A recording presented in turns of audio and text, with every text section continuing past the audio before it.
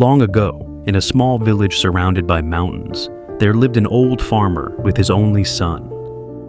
They weren't wealthy, they didn't own much land, but the farmer possessed something incredibly valuable. A beautiful horse, strong, fast, healthy. In those days, owning a horse wasn't simply a luxury. It meant transportation, it meant work, it meant survival, and everyone in the village knew how fortunate the farmer was to have it. Then, one morning, the horse disappeared. The gate was open, the stable was empty. There were hoof prints leading toward the mountains, and then nothing. The farmer's neighbors heard what happened and rushed to his home. "What terrible luck," one of them said. "That horse was everything to you." Yet another shook his head. "You must be devastated." The farmer looked toward the empty stable, then calmly said, "Maybe." The neighbors stared at him. Maybe? His most valuable possession had disappeared. How could this possibly be anything except bad luck? But the farmer simply added, "Who knows what is good and what is bad?" Days passed, then weeks. Until one morning, the farmer's son heard something outside. Hooves. He ran toward the field. There was their horse. It had returned, but it wasn't alone. Several wild horses had followed it back from the mountains. Suddenly, the farmer had gone from owning one horse to owning many. The villagers couldn't believe it. They gathered around him again. "You were right. What incredible luck. Now you'll be one of the wealthiest farmers in the village." The farmer looked at the horses, and once again he said, "Maybe." The villagers laughed. Surely the old man was being ridiculous now. What could possibly be bad about this? A few days later, his son began training one of the wild horses. The animal was powerful, unpredictable. And while the young man was riding it, the horse suddenly threw him. He hit the ground hard. His leg was badly broken. The villagers came running. When they saw the farmer's son unable to walk, their excitement disappeared. "What terrible luck. Your son may never be the same. Those horses were a curse after all." The farmer sat beside his injured son.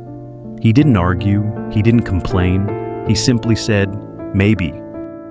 Not long afterward, soldiers arrived in the village. A war had begun.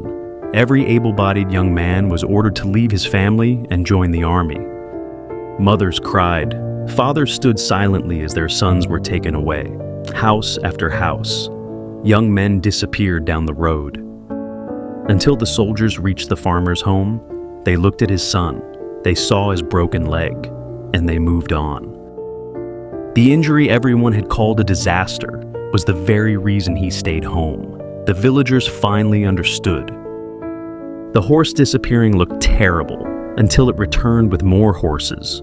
The horses looked wonderful until one broke the son's leg. The broken leg looked tragic until it kept him away from war. Good, bad, blessing, disaster. Again and again, life changed the meaning of what had happened. And through all of it, the farmer understood something everyone else had forgotten. The story wasn't finished yet. You might be living through your own version of that empty stable right now. Maybe you lost the job. Maybe the opportunity disappeared. Maybe someone rejected you. Maybe the plan you've spent years building suddenly collapsed. And your mind has already delivered its verdict. This is terrible. My life is going backwards. I failed. But how do you know? You're judging the meaning of an event while you're still standing inside it, and that's one of the most dangerous things we do. We take one painful chapter and use it to predict the ending of the entire book. The Stoics understood that events themselves don't always determine our suffering. Our judgments about those events matter enormously. You don't need to pretend that painful things don't hurt. They do. You don't need to call every disaster a blessing. It isn't. Instead, adopt a stronger mindset. Don't assign a permanent meaning to a temporary moment. The rejection may redirect you. The failure may expose what you need to change. The delay may prepare you. The door that closed may force you toward one you never would have opened. You simply don't know yet. So, when life doesn't go according to plan, don't immediately ask, "Why is this happening to me?" Ask, "What can I do with what happened?"